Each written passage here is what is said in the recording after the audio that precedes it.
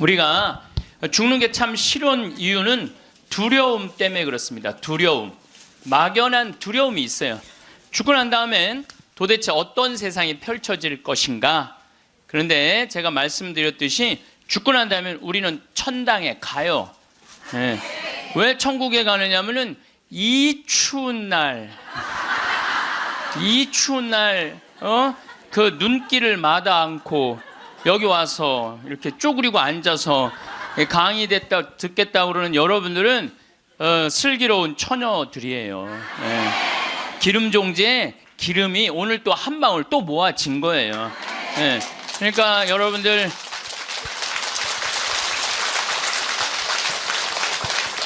이제 죽는 거 싫어요? 좋아요? 좋아요. 좋아야 돼. 싫어하면 안 돼요. 예. 그리고 우리가 천국에 가면 더 이상 부당한 대우 받지 않고 서름 받지 않아요. 하느님께서 어느 누구든 위로해 주시고 따뜻하게 감싸 주시기 때문에 우리는 죽음 이후를 막연히 두려워할 필요가 없다는 거예요. 예. 예수님께서 나는 부활이요 생명이다. 나를 믿는 사람은 죽더라도 영원히 죽지 않는다 말씀하신 것처럼 우리는 죽는 게 죽음이 아니야. 새로운 삶으로 옮아가는 여정일 뿐입니다. 여러분들 그 누에가 알이 되고 꼬치가 돼갖고 누에가 되고 난 다음에 그 다음에 어떻게 돼요? 나비가 돼서 날아가잖아요. 그 누에 꼬치로 있을 때 아주 볼품이 없잖아요. 근데 나비로 날아갈 때는 얼마나 아름다워요. 그러니까 우리가 천국에 가서는 지금 모습보다 훨씬 아름다울 거예요.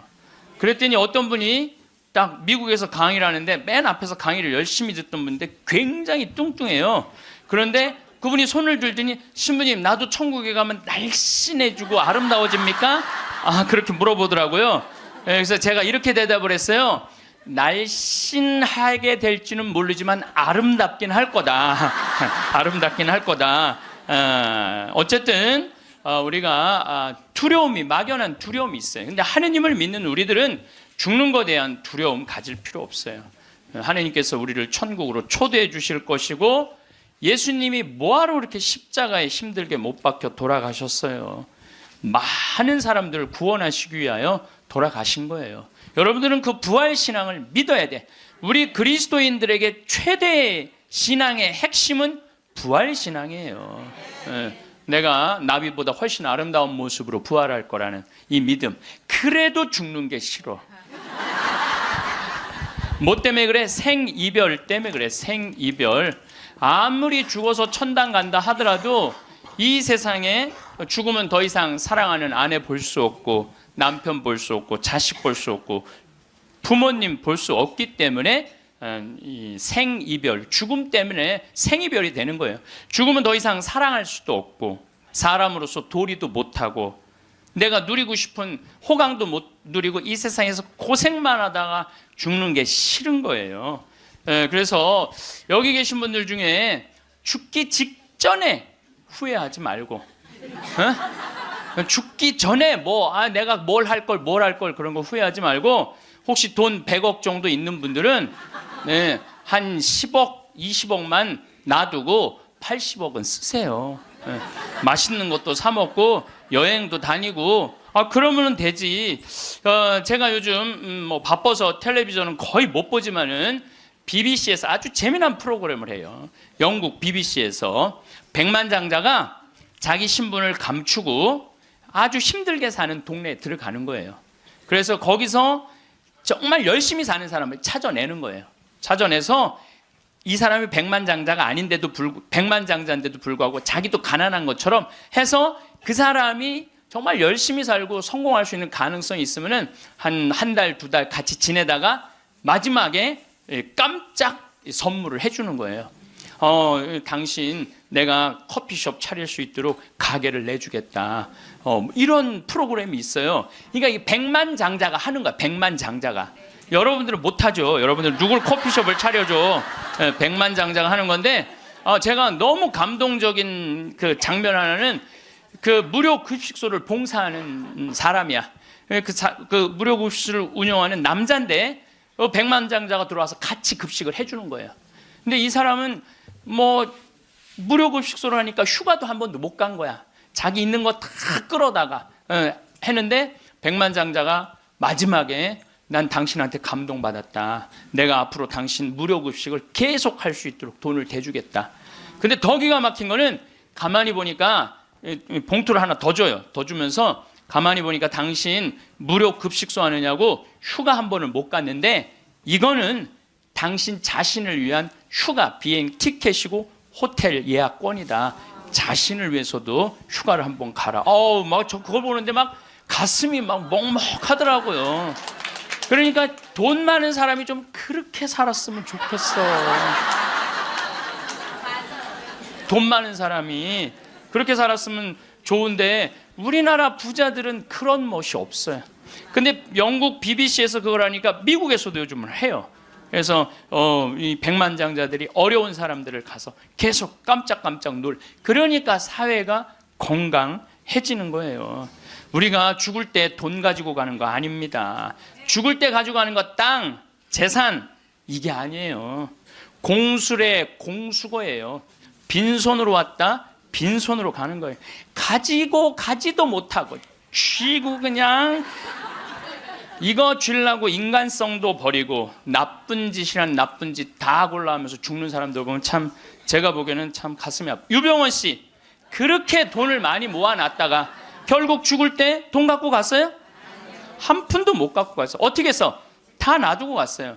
마지막에 뭐 순천 쪽에서 도망 다닐 때 현찰이 8억 6천 우리나라 돈 8억 6천 있고 달러가 16만 달러 1억 6천이 있었대요.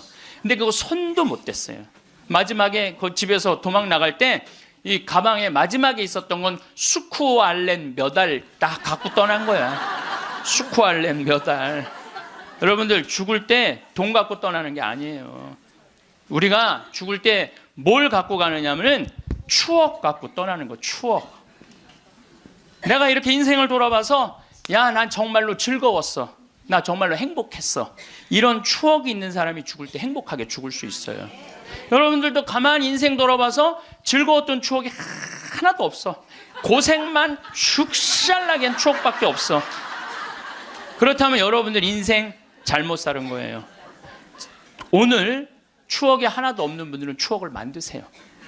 프로그램을 짜세요. 자기 그 백만장자가 그 무료 급식 한다고 몇 년 동안 3년 동안 휴가도 한 번 안 간 사람한테 자신을 위해서도 시간을 내라고 남을 위해서 희생만 하지 말고 왜냐하면 사람이요 남을 위해서 너무 희생하다 보면 지쳐요. 지치고 나중에는 너무 화가 나면은 내가 저 예수님 때문에 내가 이 고생한다 그러면서 예수님 십자가에 다시 못 박는데 더 큰 못 찾아다가 저는 제 인생을 이렇게 돌아보면은 전 정말 행복한 사람 중에 하나예요. 저는 초등학교 때 토요일 일요일이 되면 아버지하고 전 수원 사람인데 매일 뒤에 광교산에 놀러를 갔어요. 광교산에 가서 가재 잡고 메뚜기 잡고 가을이면 도토리 줍고 밤 따고 감서리하고 그 다음에 도라지 캐고 더덕 캐고 그러니까 초등학교 때 며칠 전에 성복동 성당이라는 곳에 강의를 갔는데 광교산 밑에 있더라고. 다 생각이 나요. 상강교, 하강교, 뭐 미군 레이더 기지, 뭐 주한말 농장, 뭐 쫙 지금도 40년 전 일인데 머릿속에 아직도 그 즐거웠던 추억이 그대로 남아 있어요. 나 초등학교 때 공부했던 기억은 거의 없어요. 매일 놀러 다녔던 기억. 그 생각하면 참 행복해요. 그리고 광교산만 가면은 아 내가 여기서 초등학교 때 여기서 즐겁게 놀았지. 중고등학교 때 또 성당 참 학교는 일요일은 안 갔는데 성당은 월요일부터 일요일까지 갔어요. 월요일부터 일요일까지. 그 여름에 캠프 간다고 우리 때는 4박 5일 갔어요. 그때는 또 어디 놀러를 갈 때가 있어요. 성당에서 가는 캠프가 최고의 행사였죠. 그럼 뭐 조 모임 하면은 뭐 너는 쌀 갖고 와라, 넌 냄비 갖고 와라, 넌 텐트 갖고 와라, 남자 5, 여자 5 같은 조로 이건 뭐 살림살이 떠나는 거하고 똑같은 거예요. 살림살이 떠나는 거하고 얼마나 그 중고등학교 때 성당에서 떠나는 캠프가 얼마나 좋았는지 몰라요. 예. 그리고 뭐 내가 이 가을에는 예술제 한다고 연극하고 노래하고, 이제 성탄 때만 되면 예수님 성탄 전야제 한다고 모여갖고 뭐, 자, 정말 지금 생각해보면요, 그때 그 사춘기에 느낄 수 있는 모든 행복을 다 느꼈던 것 같아요. 그리고 우리 때는 또 남녀공학이 분명했을 때인데, 성당만 가면 그 이쁜 그 이쁜 아가씨들이 그냥 얼마나, 우리 성당에 특별히 이쁜 여자애들이 많이 왔던 것 같아요. 그리고 그 성당 그때 학생의 프로그램이요, 너무너무 좋았어요. 지금 애들이 학원에 다니지만 우리 때는 뭐 학원 그런 게 어디 있어요. 성당 가는 게 유일한, 탁구 치고 성당에서 참 좋았던 것 같아요. 그래서 그때 우리 그 학생의 아이들이 신부가 10명이 됐어요. 신부가 10명이 됐어요. 그래갖고 지금 우리 교구에 뭐 사무처장, 관리국장, 사무국장, 다 사목국장, 우리 성당 출신 신부들이 다 하고 있어요. 다 하고 있어요. 그렇게 그때 그 신앙의 그 교육이 풍요로웠던 거죠. 예. 그리고 수녀님들도 많이 나오고, 그 유명한 수녀님들 중에 하나는 또 누구냐면은 김혜윤 베아트릭스 수녀라고, 성서 가르치는 수녀님 있잖아요. 뭐 같은 성당을 다녔지만 그 수녀님하고 우리는 질이 달랐어요. 그 수녀님은 공부를 너무너무 잘해갖고 전교 1등을 놓친 적이 우리는 저 밑에서 그냥 그 수녀님 나보다 1살 어리거든요. 그땐 참 예뻤는데 로마 유학 갔다 오더니 팍 늙어갖고, 근데 지금도 이쁘다고 사람들은 그러긴 그러는데, 그땐 참 예뻤어요, 수녀님이. 그러니까 얼마나 그 공동체가, 어제도 서울 둔총동 성당에 강의를 갔는데, 그 나보다 한 2-3살 나이 많은 누나였는데, 그때도 예뻤는데, 지금 보니까 50, 한 4-5이 됐는데 지금도 그렇게 이쁘더라고, 그 누나가. 그래서 어제 너무 만나서 반가웠는데, 그 누나도 아들이 지금 서울신학교 2학년 지금 다니고 있다는 거예요. 그러니까 신앙이 얼마나 좋았던 거예요, 그 공동체가. 그러니까 그 중고등학교 생각하면 나는 정말 행복한 사춘기를 보낸 거죠. 그래서 내가 제일 화려했을 때는 언제였느냐면은 신학교 때. 저는 방학이 싫었어요. 신학교 생활이 너무 재밌었어요. 먹여주지, 재워주지, 기도시켜주지, 철학 가르쳐주지, 신학 가르쳐주지, 성서 가르쳐주지. 이 신학교 교육이요, 내가 보기엔 이 교육 제도 중에 제일 좋은 것 같아. 그냥 좀 신학교 7년 참 행복하게 살았어요. 보좌 신부 때는 또 훌륭한 본당 신부님 모시고, 우리 천주교 교우들은 보좌 신부들 이렇게 바라보는 눈이 사랑으로 꽉 차 있어. 그 느껴요. 이렇게 보면 보좌 신부 딱 보면 사랑으로 꽉 차 있어. 본당 신부 10년 동안 교우들이 참 내 말 잘 듣고, 신부를 업고 살죠, 한국 천주교 교우들은. 참 이렇게 보면은요, 너무너무 행복했던 것 같아. 그리고 이제 10년 전에 강원도 평창 생태마을에 들어가서 이렇게 살면 본당이 없으니까, 뭐 본당이 없으니까 또 온 세상이 또 다 내 본당이야 또. 전 세계 다니면서 강의하고, 지난 여름에도 브라질, 아르헨티나, 페루, 칠레, 파라과이 5개 나라 한 달 동안 순회 강연 갔다 왔거든요. 페루 이제 뭐 얼마나 멀어요, 페루가. 페루 갔더니 이제 강의 이제 2시간 끝났는데, 거기 회장님들이 신부님 귀양 여기까지 왔으니 마추픽추 가자고. 그러니까 강의는 2시간 하고 마추픽추는 2박 3일 갔다 오고. 이런 좋은 팔자가 어디 있어요. 브라질 가면 또 뭐 리오데 자네이루, 또 아름다운 항구, 예수님이 이렇게 펼치고 있는 데 있죠. 이번에 월드컵 한데 참 얼마나 좋은 팔자예요. 깔라파테라고 아르헨티나 맨 밑에 빙하 있는데, 신부님 환경하시니까 꼭 보셔야 된다고. 세상에 이렇게 돌아보면 난 웃으면서 죽을 수 있을 것 같아요. 또 작년에는 내가 또 아침마당에도 출연했잖아. 아침마당. 평화방송도 모자라서 아침마당까지. 그냥 아침마당을 2번을 강의를 나갔었는데, 목요 특강 2번을 강의를 나갔었는데, 보통 목요 특강 시청률이 7% 정도 된다고 그래요. 근데 전 2번 다 10.4%가 나왔어요. 이게 뭐,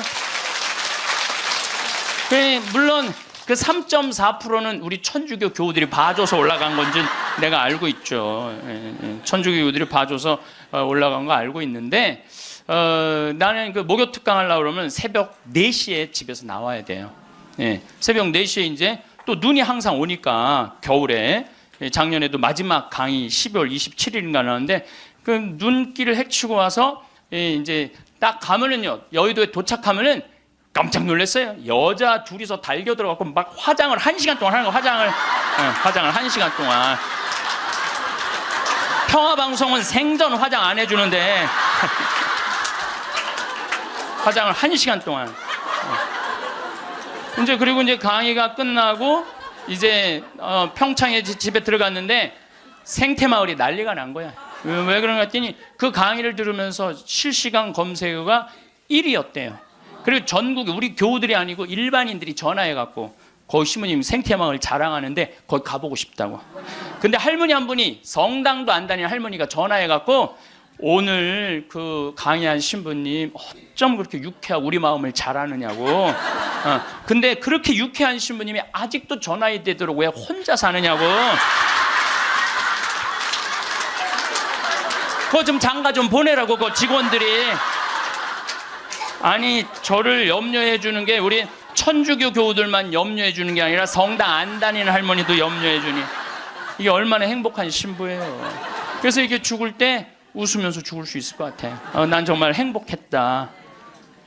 신부님은 신부로 사니까 팔자가 좋아서 그렇지 우리는 얼마나 힘든지 몰라요. 사는 거 무슨 우리가 즐거운 추억이 있어요. 저도 여러분들 힘들었을 때 많았어요. 인생 50살밖에 안 됐지만은 돌아보면 즐거웠었던 일만 있었던 거 아니에요. 근데 여러분들 사람은요, 과거를 돌아봤을 때 고통스럽고 괴로운 것만 기억하는 사람은요, 악해져요. 악해지게 돼 있어요.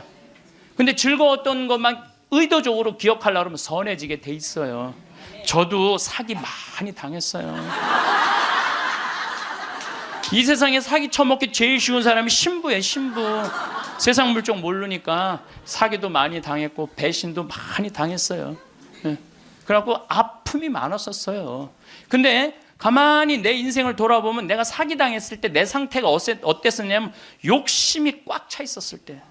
그러니까 내가 강의 때 여러분들 욕심 부리지 말라는 게 그냥 하는 말이 아니라 이 온 몸에서 경험을 하고 나온 말이에요. 온 몸에서 경험을 하고 나온 얘기, 그냥 하는 얘기가 아니에요. 온 몸에서 나온 거죠. 또 뭐 배신도 많이 당했고. 그런데 내가 이렇게 요한복음을 읽어보면 예수님이 이 루카복음에도 마테오복음에도 이런 악마가 와서 유혹을 해요. 돌도로 빵대라고 그러고 산에서 뛰어내리라고 그러고 성당에서 교회 종탑에서 뛰어내리라고 그러고 그랬을 때 예수님이 한마디 한마디가 그게 다 내 인생에 나도 저런 유혹이 있는데 예수님은 안 빠졌는데 난 다 빠졌던 거야. 나는 다 빠졌던 거야. 그러면서 제가 깨달은 게 있어요. 아, 욕심 부리지 말아야 되겠구나. 그리고 하느님을 더 사랑해야지 사람을 더 사랑하면은 꼭 고통이 오는구나. 그리고 이제 좋았던 것만 기억을 하는 거야. 나빴던 기억을 자꾸 하면요 인생이 우울해요. 습관이에요, 습관. 여러분들 그 불행한 사람들 며칠 전에 그 신문에 아주 재미난 게 나왔어. 불행한 사람 10가지 특징이 나왔어. 자신과 남의 단점만 본다. 불행한 사람들은요 자신과 남의 단점만 본대요. 그 다음에 두 번째, 변화시킬 수 없는 것에 대한 걱정을 한다. 그러니까 과거를 집착하는 거야. 과거에 내가 왜 그랬을까? 안 바뀌어요, 과거는. 그 다음에 쉽게 포기한다. 뭘 하다가 그냥 금방 포기하는 사람, 이 사람 불행해진다는 거죠. 운동을 하지 않는다. 운동하는 사람이 행복해요. 그래서 여러분들 꼭 운동하셔야 돼요. 뭐 이건 이번 다음 달 강의에 꼭 하겠지만은, 그 다음에 성취 불가능한 목표를 세운다. 성취 불가능한 목표를 세운다. 건강에 좋지 않은 음식만 골라 먹는다. 그러니까 우리가 행복하려면 건강에 좋은 음식을 먹어야 돼. 우리 청국장 가루 같은 거, 이런 거. 얼마나 좋아요, 이 청국장 가루 같은 거. 나도 오늘 아침에 좀 일찍 나오는 바람에 청국장 가루를 저는 그냥 제가 일어나자마자 제가 타 먹어요, 맹물에. 그걸 먹으면요 기분이 참 좋아요. 그리고 이제 요즘은 이제 시래기, 무청 있죠? 우리 생태마을에 그냥 온 생태마을에 무청이 널려 있어요 지금. 예. 그걸 보고 있으면 기분이 좋아요. 그 시래기 탁 삶아갖고 무쳐갖고 밥을 비벼 먹으면, 우리 생청국장에다 밥을 비벼 먹으면 너무 맛있어. 잠을 충분히 자지 않는다. 불행한 사람들. 인터넷에 갇혀 산다. 남에 대해 험담, 부정적인 말만 한다. 불행한 사람들은 이런 다 기미가 있어요. 그 다음에 마지막에 용서하기를 거부한다. 난 절대 용서할 수 없어. 이 사람들이 다 불행하다는 거예요. 그래서 여러분들 이렇게 인생을 돌아보면서 억울하고 분한 것만 새기지 마라. 특별히 우리 할머니들, 내가 대동아 전쟁에 시집으로 와서 6.25 전쟁 때 1.4.5태 때 고생한 얘기, 그거요 청승이에요. 청승. 행복했던 기억만 하시면 좋아요. 그 다음에 죽을 때 뭐 갖고 가냐면 선행 갖고 가는 거. 선행. 죽을 때 선행 갖고 가는 거. 여러분들 죽을 때 땅 갖고 가는 거 아니라니까요. 집 갖고 가는 게 아니라니까요. 재물 갖고 가는 게 아니에요. 이거는 갖고 갈 수 없는 거야. 갖고 갈 수 없는 거야. 오늘도 전심 먹으면서 잠깐 대화를 했는데, 사람들을 보면요 1000개를 가지고 있으면서 1개밖에 못 누리고 사는 사람이 있어요. 근데 100개를 가지고 99개를 누리고 사는 사람이 있어요. 그럼 여러분들 1000개 가진 사람은 이게 뭐 1000개 가지나 많아요. 이 사람이 죽을 때 그랬는데, 돈이 너무 많은 사람은 그걸 못 쓰고 죽어서 못 죽는데요. 돈이 너무 많은 사람들은.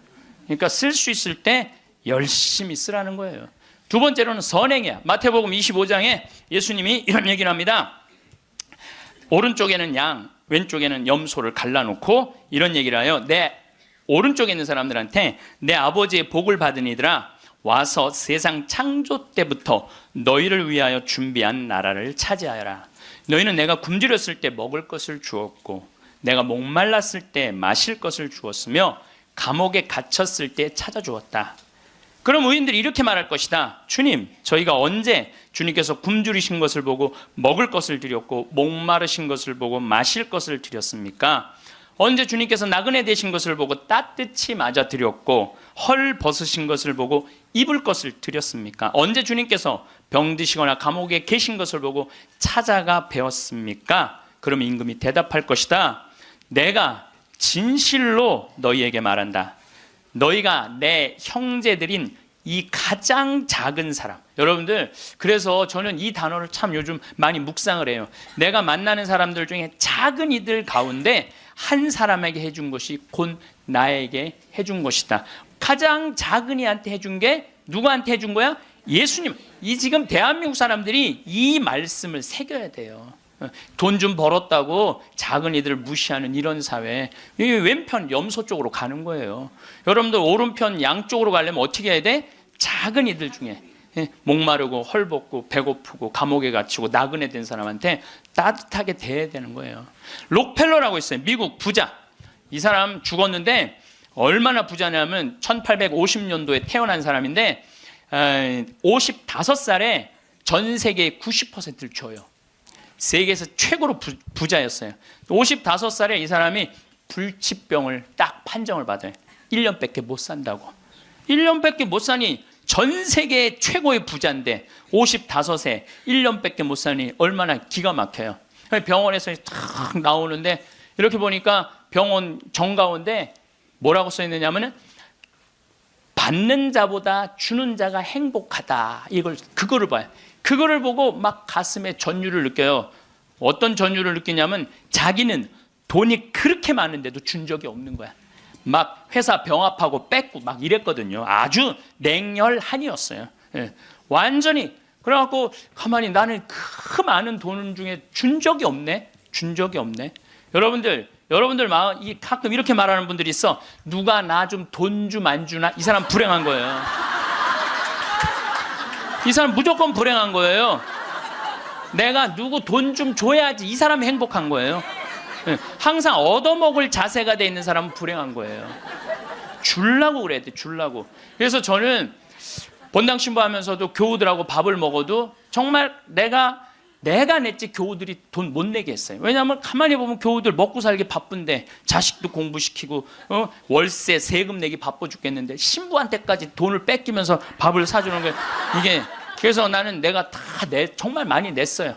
그 처음에 신부님한테 밥 얻어 먹은 적이 평생에 처음이라는 교우들을 참 많이 봤어요. 신부님 무슨 돈이? 나 돈 많아. 나는 강사료도 많고 인세가 또 많이 들어오잖아요. 나는 인세도 많이 들어오고 그래서 난 많으니까 걱정하지 마라. 그래갖고 난 다 사줬어요. 그래도 난 내 주머니에 한 번도 돈이 떨어져 본 적이 없어요. 이게 언제 들어오냐면 내 영명 축일 때 다 들어온다니까요. 내 영명 축일 때. 그리고 예수님이 뭐라고 그러냐면 5,000명 빵 먹일 때 너희들이 줘라. 그러니까 제자들이 이제 이 많은 사람들 어떻게 우리가 주냐 그러니까 예수님이 이런 말을 해요. 너희가 거저 받았으니 거저 주어라. 참 이 말이 전 좋아요. 우리가 나누지 못하기 때문에 인생이 괴로운 거죠. 그래갖고 록펠러가 나는 이렇게 많이 줄 수 있는데 내가 하나도 못 주고 죽는구나. 근데 마침 그 병원에서 호텔 로비에서 딸아이 입원비가 없어갖고 막 병원 사람들한테 제발 내 딸 좀 입원 시켜달라고 막 울며 불며 매달리는 엄마를 봐요. 록펠러가 그걸 보고 비서를 시켜서 병원비를 대주라고. 병원비를 대줬는데 그 소녀가 기적같이 나요. 록펠러가 너무너무 행복한 거야. 야, 나도 이렇게 나누니까 이렇게 좋으네. 내가 남은 1년 동안 나눠야 되겠다. 그래서 막 시카고 대학도 세우고 병원 한 2,000개 세우고 도서관도 세우고 고아원도 세우고 그 남은 시간 동안 돈이 많으니까 엄청나게 나누기 시작을 했어요. 근데 그렇게 나누다 보니까 록펠러가 이 55세 죽는 데는 록펠러가 98까지 나누다 죽었어요. 98까지 나누다 죽었어요. 그러면서 죽으면서 록펠러가 이런 얘기를 해요. 어떤 얘기를 하느냐면 내가 쥐려고 그랬던 55년은 쫓기고 살았다는 거예요. 인생을. 사람이 가지려고 그럴 때는요 인생을 쫓기게 돼 있어요. 근데 내가 나누기 시작하면서부터는 내 삶은 기쁨으로 가득 찼다고 그래요. 기쁨으로 가득. 그래서 여러분들 신부님 저는 주머니에 돈 한 푼도 돈이 부처님이 그랬잖아요. 나눠라 그러니까 저는 부처님 아무것도 가진 게 없습니다. 부처님이 뭐라고 그래요? 왜 네가 가진 게 없냐? 네가 사람들하고 대화할 때 따뜻하게 웃어주는 것도 나누는 거다. 누가 사람이 얘기를 할 때 네가 자세를 낮추고 경청하는 것도 그것도 나누는 거다. 공손한 것도 나누는 거다. 여러분들 꼭 돈으로 나눠야 돼?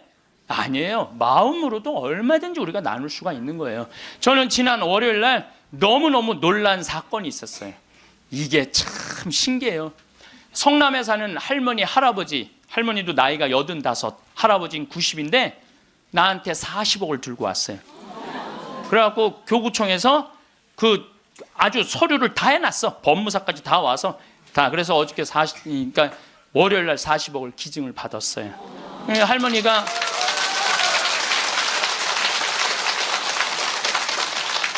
그러니까 되는 놈은 되는 거야.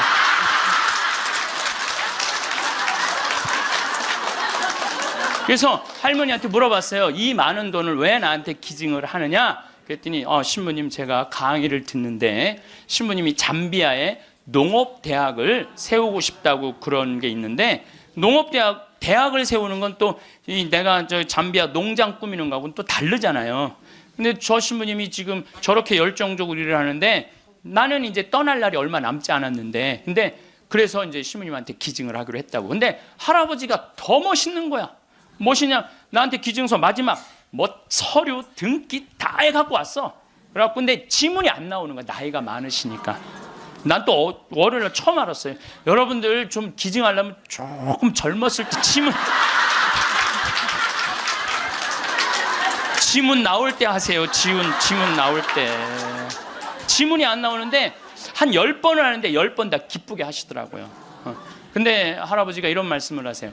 이제야 좀 마음이 홀가분하다고. 그러면서 할아버지가 이런 말씀을 하세요. 그 아프리카에 그 굶는 사람들을 보면 너무 가슴이 아픈데 그냥 빵을 주는 건 큰 의미가 없다는 거예요. 그 빵을 만들 수 있는 사람을 키워내는 일이 더 중요하다는 거예요. 그래서 이제 그걸 이제 받아서 이제 제가 이제 또 숙제가 하나 생겼죠. 근데 신부님 왜 그렇게 좋아하세요? 신부님 주머니에 한 푼도 안 들어가는데. 왜냐하면은 우리 천주교가 그런 건 참 좋아요. 누가 기증을 받아도 내 이름으로 받을 수가 없어. 신부 이름으로. 그러니까 교구청 법인으로 받는 거야. 그러니까 내가 어떻게 해먹으려고 그래도 해먹을 수가 없어.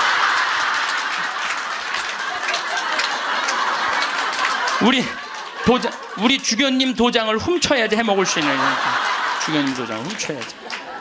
근데 그 할아버지가 더 기가 막힌 말씀을 하셨어요. 어떤 말씀을 하셨느냐면은 신부님 아들한테 물어봤대요. 내가 이거를 40억을 신부님한테 기증하기로 했다. 그랬더니 아들이 아버지 기증하세요. 나 넓은 집이 있고 직장이 있는데 그거 돈 많으면 머리 아파요. 그 아들도 기가 막히죠. 아니 뭐 법적으로 뭐 소송도 한다는데. 그래서 여러분들 제가 말씀드리는 거는 우리가 죽을 때 갖고 가는 게 땅이 아니라니까요. 집이 아니고 재물이 아니에요. 뭐냐면 선행이야. 선행. 내가 뭔가 베풀 수 있는 선행이 있어야 돼요. 그래서 여러분들도 내가 돈이 없다라면 마음으로라도 나눌 줄 알아야 돼. 마음으로라도. 예. 그리고 죽을 때 갖고 가는 건 결정적인 건 믿음이야. 믿음이 없는 사람은요 노잣돈 없이 떠나는 거예요. 믿음이 없는 사람은 노잣돈이 없이 떠나는 거. 죽을 때 빈 털터리로 떠나는 거. 빈 털터리로. 근데 내가 주님께서 날 기다리고 계셔. 주님께서 날 맞아주실 거야. 이 믿음 있는 사람은요 여행 떠날만 해요. 근데 딱 저승에 들어섰는데 아무도 날 데려가는 사람, 깜깜한 어둠만 날 기다리고 있는 사람은 너무너무 힘든 거죠. 제가 한 10년 전에 우리 후배 신부들을 데리고 제주도에 스킨스쿠버를 데리고 갔어요. 바다에 들어가는 거. 그런데 뭐 한 6, 7명 신부들하고 지구 신부들하고 갔는데 문섬, 새끼섬, 서귀포 쪽에 거기가 참 아름다워요. 근데 이제 그 신부들은 초보니까 강습을 받고 나는 좀 할 줄 아니까 새끼섬에 바다에 이렇게 들어가서 이제 혼자 절대 가면 안 되는데 그래도 이제 혼자 이렇게 좀 옆에 이제 강습하는 거 보고 혼자 이렇게 돌았어요. 근데 그 신부 중에 하나가 물 공포증 있는 신부가 있어요. 너는 여기서 낚시만 해. 그래갖고 이제 그 신부는 위에서 낚시를 하고 있는데 나는 이제 바다에 들어 물고기가 얼마나 많은지 몰라요. 돌돔 하여튼 물고기가 얼굴을 치고 지나갈 정도로 물고기가 많아요. 바다에 들어가 보면은. 그래갖고 이제 한 바퀴 한 30분 이제 다이빙을 하고 나와서 그 후배 신부한테 물어봤어요. 물고기 좀 잡았어? 이 신부가 한다는 얘기가 신부님 한 마리도 없나 봐요. 30분 동안 한 마리도 못 잡았어요. 그러는 거예요. 그 많은 물고기를 두고 그 위에서 낚시하는 사람은 한 마리도 없는 줄 알고 그냥 계속 한 마리도 없다고 투정을 부리더라고요. 신앙생활도 똑같아요. 신앙생활도 내가 하느님을 믿고 하느님 안으로 빠져들면은요 그 안에는 온 세상이 하느님의 섭리야. 하느님의 손길이고 하느님의 사랑이야. 근데 많은 사람들은 그 물속에 뛰어들지 않아요. 뛰어들지 않고 바깥에서 있는 거야 없는 거야 하느님 계신 거야 안 계신 거야 이러고 있으니까 잡아요 못 잡아요? 못 잡아요. 여러분도 오늘도 야 명동에 오늘 그 신부님 강의 간대자 가자 데리고 올라오래 아유 뭘 가 니네나 가. 난 나중에 기회 되면 갈게. 그 사람은요 못 잡는 거예요. 물고기를 못 잡는 거예요. 얼마나 하느님 안에 들어가면은 신앙의 보물이 얼마나 많은데. 또 우리 보좌 신부님이 그런 얘기를 해요. 보좌 신부님이 자기 낚시를 참 좋아해요. 우리 보좌 신부님이. 근데 신부님 강론 때 그러더라고요. 보면은 아무리 물고기가 안 나와도 한 자리에서 4시간, 5시간 앉아있으면 결국은 나올 때 되면 밑밥을 뿌리면은 나올 때 되면 엄청나게 나온다는 거예요. 우리 보좌 신부님이 우리 조카 며느리 아이가 아기를 가져갖고 잉어를 좀 해달라는 거예요. 가면 막 이렇게 잡아오는 거예요. 어떻게 이렇게 재주가 좋으냐 그러니까 신부님이 한 자리에 계속 있으면 잡는다는 거예요. 한 자리에 계속 있으면은. 근데 자기가 낚시터에 가보면 한 마리도 못 잡아가는 사람이 있대. 어떤 사람이냐면 1시간씩 옮기는 사람이에요. 이 사람은 하나도 못 잡고 가는 거야. 하나도 못 잡고. 그래서 신앙도 꾸준한 사람이, 변함이 없는 사람이 엄청난 보화를 끌어올릴 수 있는 거예요. 그래서 우리 죽을 때는 추억, 선행, 믿음 갖고 가는 거예요. 집 갖고 가는 게 아니라니까요. 어쨌든 내가 지난 2월 달에 이제 성주순례 이제 가서 이제 갈릴레아 호수를 도는데 그 갈릴레아에서 3일을 머물었어요. 갈릴레아가 신앙의 유산이 너무 많아요. 5,000명 먹이신 빵의 기적도 갈릴레아 호수에서 했지. 산상 설교도 갈릴레아에서 했지. 풍랑 걸은 데도 저 갈릴레아지. 제자들하고 예수님하고 만난 데도 갈릴레아지. 얼마나 많아요. 그러니까 거긴 3일을 머물렀죠. 3일을 머물고 이제 저녁에 이제 모여갖고 80명 순례자들한테 오늘 느낀 신앙의 감동을 나눔 얘기를 하자고 그랬어요. 근데 참 우리 천주교 신자들은 이상하죠. 말 그렇게 잘하다가도 말씀 나누게 하자 그러면 입을 다물어. 말씀 나누게 하자 그러면. 내가 아는 뭐 몇몇 연예인도 있으면 연예인들을 만나고 얘기를 하면 신앙이 너무너무 좋아요. 그런데 방송에만 나가면 절대 말 안 해. 신앙에 대해서. 신기해. 개신교 성도들은 간증하라고 그러면 그냥 뛰어나왔고 서로 하려고 그러는데 우리는 그냥 잘 놀다가도 자 지금부터 말씀 나누기 전에 내가 묵상을 했어요. 왜 우리 천주교 교우들이 이렇게 입이 무거운가. 내가 묵상을 해서 답을 찾아냈어요. 요셉 성인 닮아서 입이 무거운 거. 요셉 성인 닮아서. 요셉 성인이 참 입이 무거워요. 보면은 아니 장가를 가려고 딱 했는데 마리아가 애를 배 갖고 온 거야. 기가 막히잖아요. 나는 손도 잡은 적이 없는데 그럼 일반 사람이면 뭐라 그럴 거냐. 친구들한테 야 얘기 좀 하자. 야, 난 너무 고민이 있어. 아니 마리아가 결혼도 하기 전에 애를 배웠네. 이거 어떻게 하면 좋지? 분명히 이렇게 얘기했을 거예요. 근데 요셉 성인은 아무한테도 말하지 않고 혼자 파혼하기로 혼자만 마음속으로 생각을 해. 우리 천주교 교우들하고 똑같은 거예요. 그 12살 때 예수님 3일 동안 잃었다가 3일 만에 찾았어.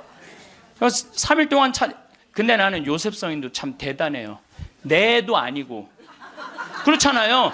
내 애도 아니고 마누라도 내 마누라도 아니야. 사실은 그렇잖아요.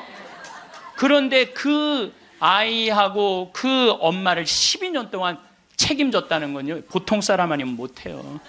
참 우직한 분이죠. 근데 3일 만에 잃어버렸는데 얼마나 애가 타게 찾았겠어요. 찾고 난 다음에 성모님이 얘야 네 아버지와 내가 너를 얼마나 찾았는지 모른다. 나는 이 말도 참 묵상을 많이 하는 말 중에 하나예요. 성모님도 시집을 막상 오긴 왔는데 뱃속에 아기가 이씨 들어왔으니 얼마나 미안해요. 그러니까 항상 요셉 성인한테 미안한 마음이 있었던 것 같아. 그래서 여러분들 3일 만에 잃었던 애를 찾았어. 그럼 여러분들 뭐라 할까? 이놈의 새끼 내가 너 얼마나 찾았는지 알아? 분명히 이랬을 거야. 근데 성모님은 자기를 먼저 내세우지 않았어요. 자기 아이임에도 불구하고 얘야 네 아버지와 내 남편을 인정해 준 거죠. 남편을 존중해 준 거죠. 네 아버지와 내가 너를 얼마나 찾았는지 모른다. 그런데도 요셉 성인은 아무 말도 안 해. 한마디도 안 해. 찾았으면 됐지 뭐 이거죠. 한마디도 안 해요. 그래갖고 이제 우리 천주교 교우들이 요셉 성인 닮아서 말을 안 해요. 그래서 내가 우리 말씀 나누게 좀 하여튼 안 해. 근데 호텔 로비에서 얼마나 근사해요. 갈릴레아 호수 호텔 신앙을 얼마나 간증하고 싶겠어. 아무도 말 안 하는데 70살 먹은 할머니가 손을 번쩍 드는 거예요. 내 말 끝나자마자 자기가 말한다는 거예요. 너무 고맙더라고요. 근데 그분은 할아버지하고 같이 오신 할머니인데 딱 일어나더니 할아버지의 손가락질을 딱 하더니 이렇게 말하는 거예요. 신부님, 내가 평생 이 인간 때문에 고생했다는 거예요. 나이가 70이 넘으면 남편을 대놓고 욕할 수가 있어요. 내가 평생 이 인간 때문에 고생했다는 거예요.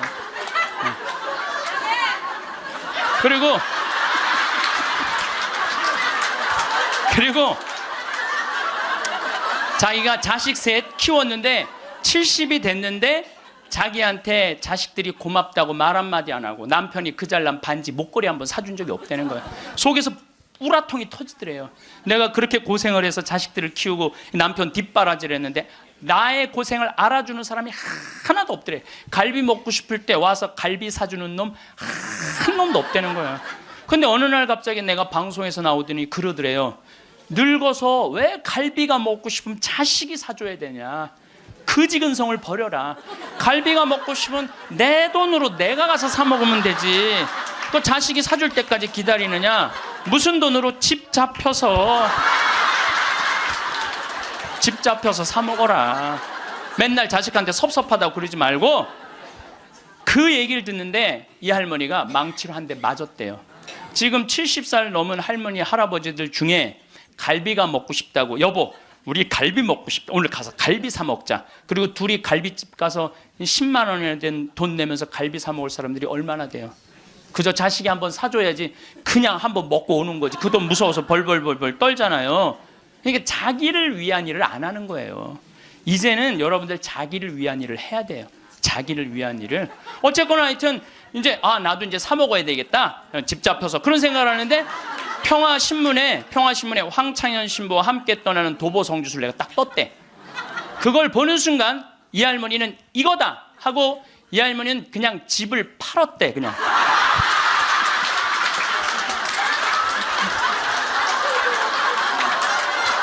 집을 팔았대요. 네. 집을 팔고 1억이 남은 걸 가지고 성주순례를 따라온 거예요. 여동생 부부하고. 근데 왔는데 자기 너무너무 행복하대. 그런데 이 할아버지는 맨날 술만 먹던 할아버지인데 성주순례도 안 따라오려는 걸 억지로 끌고 온 거야. 근데 이 할아버지가 다리도 아프다 뭐도 그러는데 10일 동안 걸으면서 하느님을 만난 거야. 하느님을 완전히 만나서 성주순례 끝나고 난 다음에 3개월 후에 다시 뒤풀이를 했는데 이 할아버지가 할머니가 그러는 거예요. 저 양반이 미쳤나 보다고. 왜 그러냐면 그전에는 전화만 하면 술 어서 먹을까 이랬는데 요즘 전화만 하면 성당 나와라, 성당 나가야 된다, 하느님은 살아계신 분이다, 이렇게 얘기를 하대. 그러니까 이 세상 집을 팔아서 하늘나라 집을 산 거예요.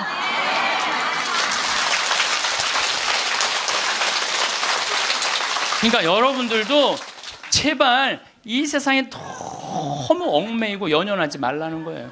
내가 이번에 성주순례 가서도 너무 많은 걸 느꼈는데 그 대학생이 엄마 아빠를 따라온 거야. 인천공항이 딱 나를 바라보는 눈빛이 흰 눈동자 95% 까만 눈동자. 너 때문에 내가 여기 따라왔다. 근데 이 친구가 성주순례를 하루를 걷더니 이틀을 걷더니 눈빛이 바뀌는 거예요. 그러면서 마지막에는 이 친구가 이런 말을 하더라고요. 신부님, 저는 가슴이 지금 터질 것 같이 행복하다는 거예요. 살아계신 예수님을 만나서 가슴이 터질 것 같이 행복하다는 거예요. 그리고 그 친구는 엄마 아빠가 길을 잃고 공부 굉장히 잘하는 아이였어요. 근데 지금 의대 공부를 한대요. 내가 아프리카에 좀 가서 봉사 좀 하자 그랬더니 그러니까 길을 찾은 거지. 그러니까 여러분들 제발 좀 죽기 전에 가지 말고 언제가? 지금 가세요. 지금 가세요.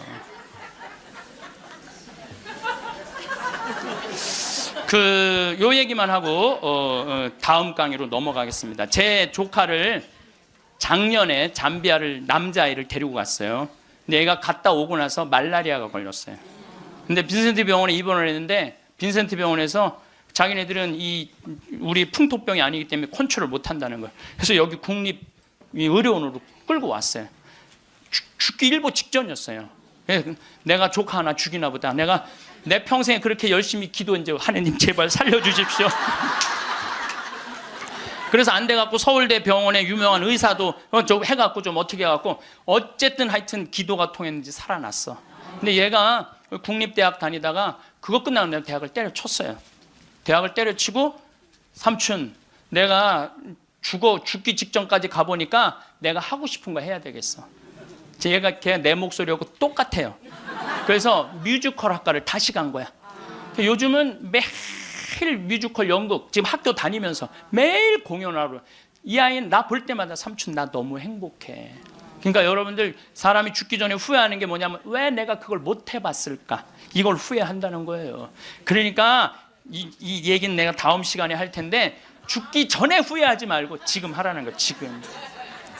우리가 삶의 마지막 순간을 생각할 때 때로는 두려움이 찾아오기도 합니다. 하지만 보이지 않는 더 큰 세상과 영원한 안식에 대한 믿음은 그 두려움을 평온함으로 바꾸어 줄 수 있습니다. 삶에서 가장 큰 슬픔 중 하나는 사랑하는 사람들과의 이별일 것입니다. 그래서 지금 이 순간 후회 없이 마음껏 사랑하고 현재를 소중히 여기는 삶이 참으로 중요합니다. 손에 쥔 재물보다 마음속에 새겨진 좋은 기억들이 삶을 더욱 풍요롭게 만듭니다. 가진 것을 의미 있게 나누고 아름다운 추억을 쌓는 일이야말로 참으로 값진 일입니다. 지나간 시간 속 아픔보다는 즐거웠던 순간들을 떠올리는 것이 우리의 마음을 밝게 비춥니다. 행복했던 기억은 오늘을 살아가는 힘이 됩니다. 마음을 긍정적으로 가꾸고 몸을 건강하게 돌보는 것은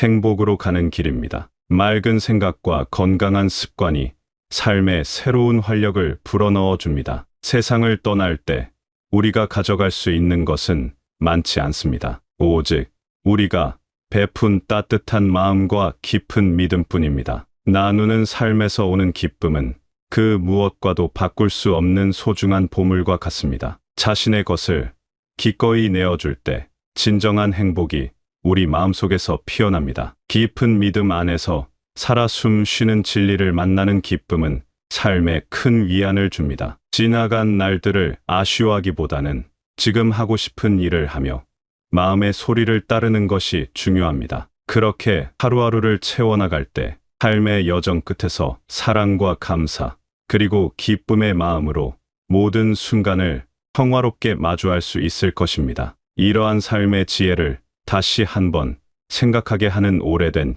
이야기가 하나 있습니다. 옛날 한 임금님이 삶에서 가장 중요한 3가지 질문의 답을 간절히 찾고 있었습니다. 내 인생에서 가장 중요한 때는 언제인가?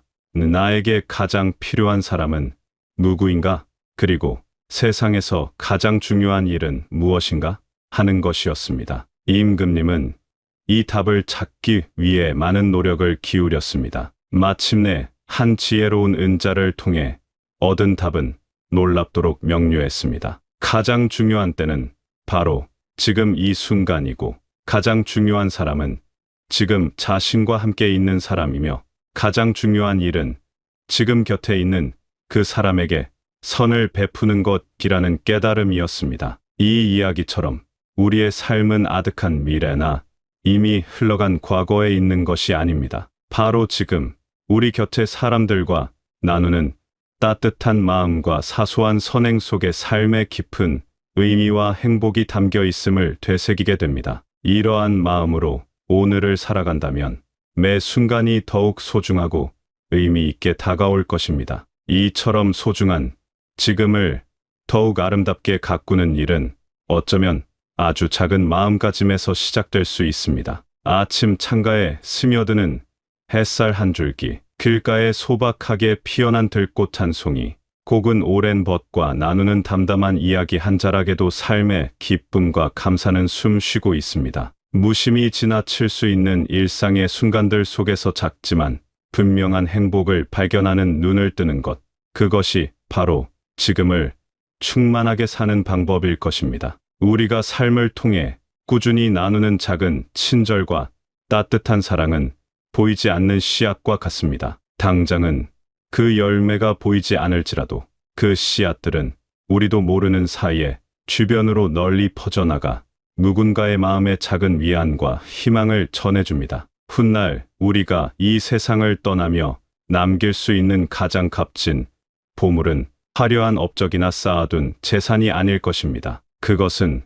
우리가 나누었던 진실된 마음, 함께 웃고 울었던 소중한 관계들, 그리고 우리가 보여준 삶에 대한 긍정적인 태도일 것입니다. 이러한 정신적인 유산이야말로 시간을 넘어 사랑하는 이들의 마음속에 남아 오래도록 그들의 삶을 비춰주는 등불이 됩니다. 살아가는 동안 우리는 수많은 경험을 합니다. 때로는 기쁘고 행복한 순간도 있지만 때로는 어렵고 힘든 시간을 보내기도 합니다. 그 모든 경험 속에서 감사의 마음을 찾아낼 때 우리의 영혼은 한층 더 깊어지고 삶은 더욱 풍요로워집니다. 지나온 길에 대한 감사, 지금 우리 곁을 지키는 모든 인연에 대한 감사, 그리고 앞으로 다가올 날들에 대한 희망 섞인 감사의 마음. 이 모든 것이 어우러질 때 우리는 삶의 진정한 의미와 평화를 발견하게 될 것입니다. 옛 로마의 한 현명한 황제는